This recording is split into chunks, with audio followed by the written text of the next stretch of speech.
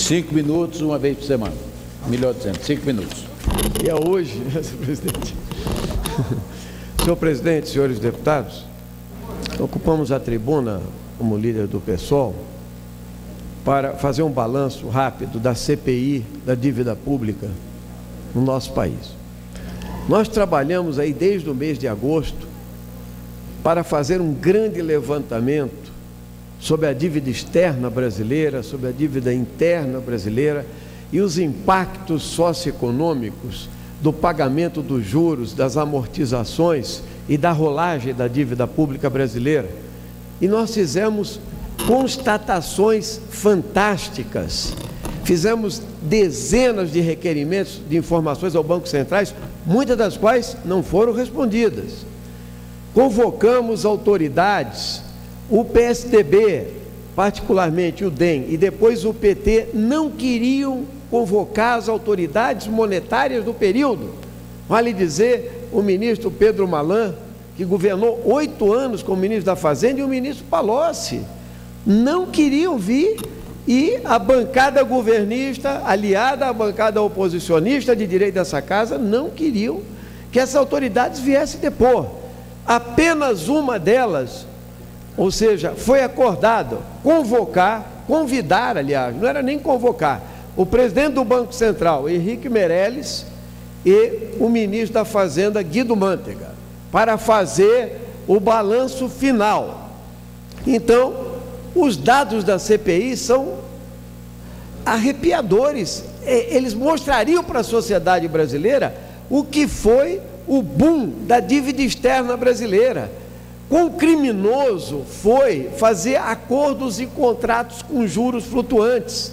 O que aconteceu com contratos em que o Senado deixou passar, e várias iniciativas e CPIs que foram feitas pelo ex-presidente Fernando Henrique, Severo Gomes e outros deputados que estão lá no Senado, mostrando que a dívida brasileira era impagável e que atingiu 270 bilhões de dólares. Muito bem, essa trajetória toda foi estudada, e depois do Plano Real, essa dívida foi sendo transformada em dívida interna, e nós denunciamos que a dívida pública brasileira é o elo, é o nó da política econômica brasileira, porque ela é responsável pela maior taxa de juros do mundo, e é por isso que se atrai capitais e se rola a dívida. Só para se ter uma ideia, no ano passado, em 2009, 380 bilhões de reais, 35,9% do orçamento foram alocados para pagar juros da dívida pública, e outro tanto, maior ainda, para rolar a dívida pública, ou seja, contrair dívidas para poder pagar mais adiante. E aí é exatamente porque nós não temos dinheiro para implantar o Sistema Único de Saúde. Nós vetamos, não derrubamos o veto ao Plano Nacional de Educação, que aumentava para 7% do PIB o gasto público. Não tem dinheiro para segurança pública, para infraestrutura, para nada, mas tem para os banqueiros beneficiários desse sistema. E esse relatório, senhor presidente, está sendo elaborado. E no último momento, nós conseguimos, finalmente, porque as autoridades monetárias não querem depor nessa casa, depois do convite ser negado, eles não queriam vir, nem o Mantega e nem o Meirelles, foi aprovada a convocação do ministro Meirelles.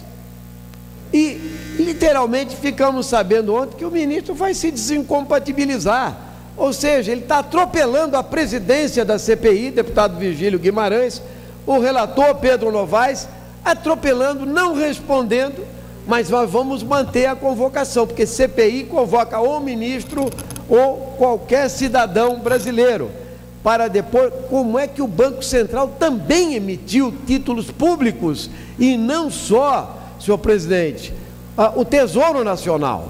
Então eles não querem vir. Agora sim, depois de muita pressão, o ministro Mantega marcou para o dia 14 de abril, porque essa é a chave, é o nó do desenvolvimento brasileiro. Existe uma grande hipocrisia, inclusive na mídia, financiada pelo capital financeiro, e dos partidos políticos também, que são financiados por bancos, por financeiras, por seguradoras, que não querem investigar para onde...